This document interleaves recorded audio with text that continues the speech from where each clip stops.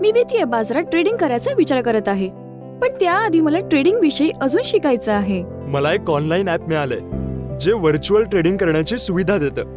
इथे छोटी रक्कम भरून फॅन्टसी गेम्स आणि ट्रेडिंग लीग मध्ये भाग देखील घेता येतो. हे तर काहीच नाही, मोठी कॅश प्राइज आणि बोनस देखील जिंकता येऊ शकतो. हे बघ.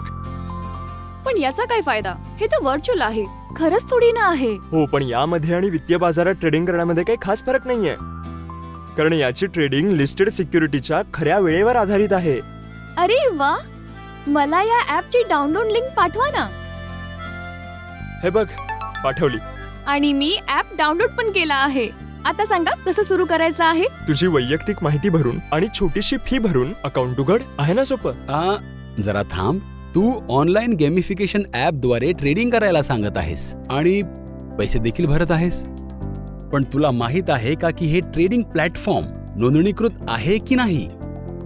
नोंदणी नसलेले मध्यस्थ आणि अनोळखी प्लॅटफॉर्मच्या माध्यमातून गुंतवणूक आणि ट्रेड करणं खूप महाग पडू शकते. पण हा तर फक्त एक व्हर्च्युअल ट्रेडिंग प्लॅटफॉर्म आहे. याने हे वैध तर नाही होत ना.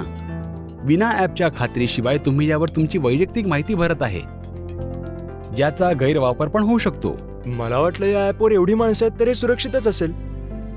अशा गर्दीमध्ये नाही फसले पाहिजे.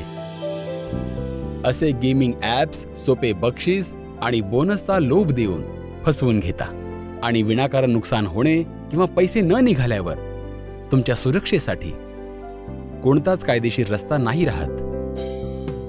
नेहमी लक्ष ठेवा की तुम्ही केवळ रजिस्टर्ड मध्यस्थ आणि मान्यता प्राप्त एक्सचेंजच्या माध्यमातून गुंतवणूक किंवा ट्रेड करणे.